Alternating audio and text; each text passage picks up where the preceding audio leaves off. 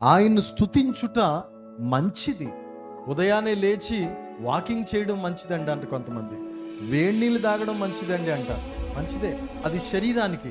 ఆత్మ సంబంధంగా ఆత్మకి ఏం మంచిది? ఆత్మ ఆరోగ్యంగా ఉండాలి అంటే, ఆత్మ ఆనందంగా ఉండాలంటే నువ్వు తప్పకుండా ఉదయాన్నే లేచి దేవుణ్ణి స్తుతించాలి. వేకువజామునే 5 గంటలకల్లా పక్షులన్నీ లేస్తాయి.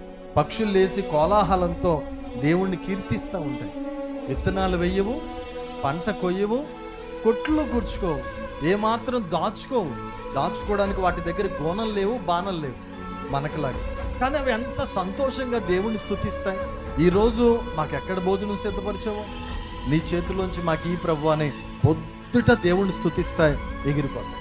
మనం కూడా బిడ్డలారా 5 గంటలకే లేచి వేకువజామునే ఆ పక్షుల్లాగా దేవుణ్ణి స్తుతిస్తే, దేవుణ్ణి ఆరాధిస్తే అది నీ ఆత్మకు మంచిది.